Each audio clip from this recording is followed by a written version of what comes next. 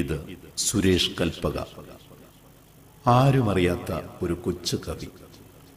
സെമിനാറുകളോ ചർച്ചകളോ ഒന്നും നടത്താൻ ആരുമില്ലാത്ത, കവിതകളെയും കവിയെയും വാനോളമുയർത്താൻ പത്രാധിപന്മാരോ നിരൂപകന്മാരോ ആരുമില്ലാത്ത കൽപ്പകശ്ശേരിൽ സുരേഷ് കുമാറിന് കവിതയുടെ ആത്മാവിനെ തൊട്ടറിയാൻ കഴിയുന്നു. എരുമേലി ദേവസ്വം ബോർഡ് സ്കൂളിലായിരുന്നു പഠനം.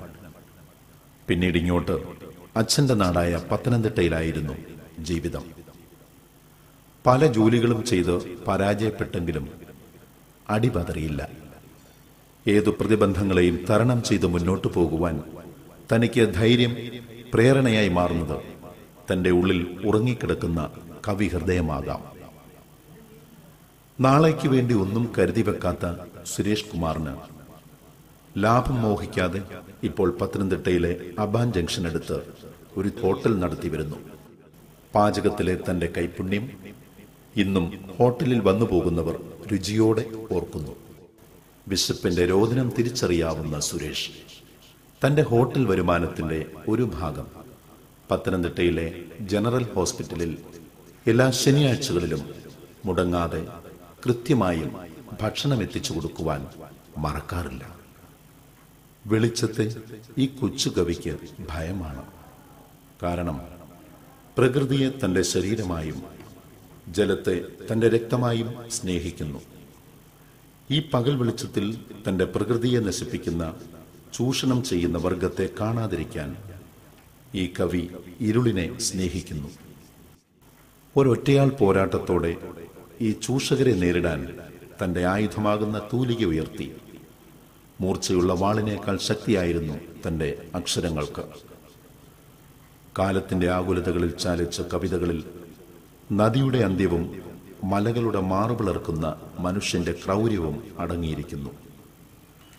സംഗീത ലോകത്തെ പ്രഗത്ഭനായ സംഗീത സംവിധായകൻ വിദ്യാധരൻ മാഷ്, മധു ബാലകൃഷ്ണനും വേണുഗോപാലും കലാഭവൻ സാബുവും സുരേഷിന്റെ കവിതകൾക്ക് ജീവൻ നൽകി.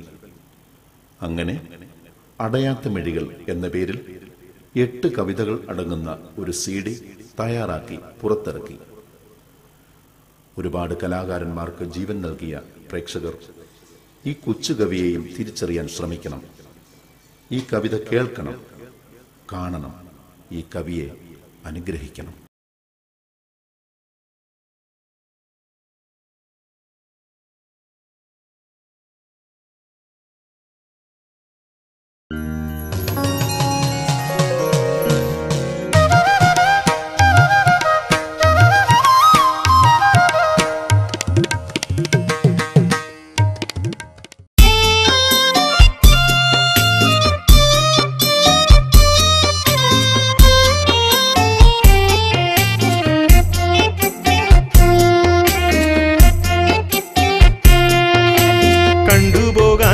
യാത്രക്കാരാ കൊണ്ടുപോകാനാര് പറഞ്ഞു? കണ്ടുപോകാൻ വന്ന യാത്രക്കാരാ കൊണ്ടുപോകാനാര് പറഞ്ഞു? കൊണ്ടുപോകുന്നതും കണ്ടിട്ട് ഒന്നും മിണ്ടാതെ നിന്നവർ നമ്മൾ. കൊണ്ടുപോകുന്നതും കണ്ടിട്ട് ഒന്നും മിണ്ടാതെ നിന്നവർ നമ്മൾ. ഒന്നും മിണ്ടാതെ നിന്നവർ നമ്മൾ. കണ്ടുപോകാൻ വന്ന യാത്രക്കാരാ കൊണ്ടുപോകാനാര് പറഞ്ഞു?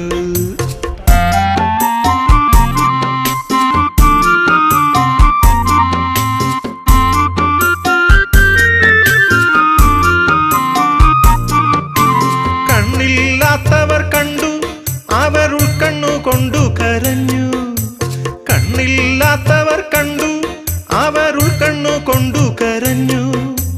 കണ്ണുള്ള നമ്മൾ കണ്ടിട്ട് കാഴ്ചയില്ലെന്നു പറഞ്ഞു. കണ്ണുള്ള നമ്മൾ കണ്ടിട്ട് കാഴ്ചയില്ലെന്നു പറഞ്ഞു. കാഴ്ചയില്ലെന്നു പറഞ്ഞു.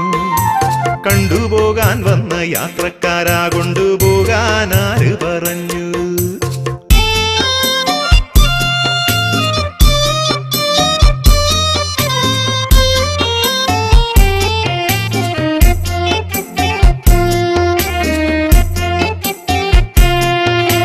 കൊയ്ത്തു കഴിഞ്ഞൊരു പാടം, കാവലൊഴിഞ്ഞൊരു മാടം.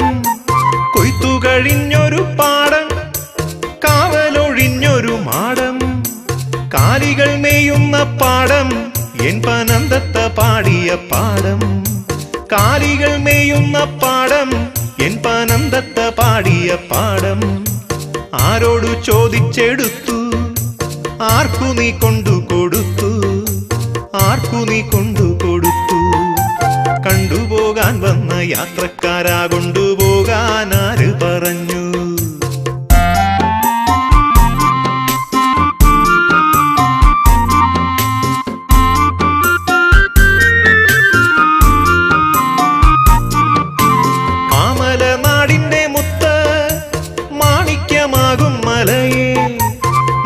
മഞ്ഞുമൂടിപ്പുതച്ചയ്യോ ഞാനങ്ങുറങ്ങുന്ന നേരം വെട്ടിപ്പിളർന്നങ്ങിതെന്നെ പത്തുദിക്കിൽ കൊണ്ടിതാക്കി നിങ്ങളാരും കണ്ടതില്ല ആരും അറിഞ്ഞതുമില്ല കണ്ടറിഞ്ഞില്ലെങ്കിൽ നിങ്ങൾ കൊണ്ടറിയും ദിനം എത്തും കൊണ്ടറിയും ദിനം എത്തും കണ്ടുപോകാൻ വന്ന യാത്രക്കാരാ കൊണ്ടുപോകാൻ ആര് പറഞ്ഞു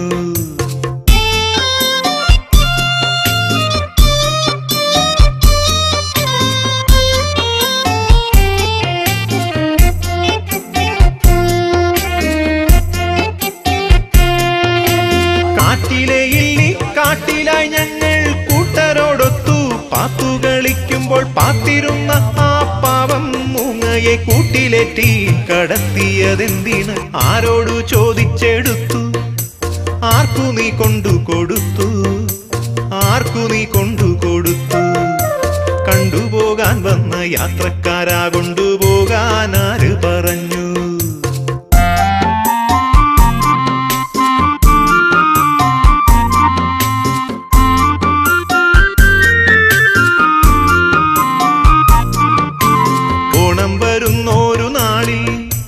മാവേലി എത്തുന്ന നേരം മാലോകരൊന്നിച്ചു പാടി ഞങ്ങൾ ചില്ലാട്ടമാടുന്ന മാവിൻ കൊമ്പു മുറിച്ചതിന്നാര് ആരോടു ചോദിച്ചെടുത്തു ആർക്കു നീ കൊണ്ടു കൊടുത്തു ആരോടു ചോദിച്ചെടുത്തു ആർക്കു നീ കൊണ്ടു കൊടുത്തു കണ്ടുപോകാൻ വന്ന യാത്രക്കാരാ കൊണ്ടുപോകാൻ ആര് പറഞ്ഞു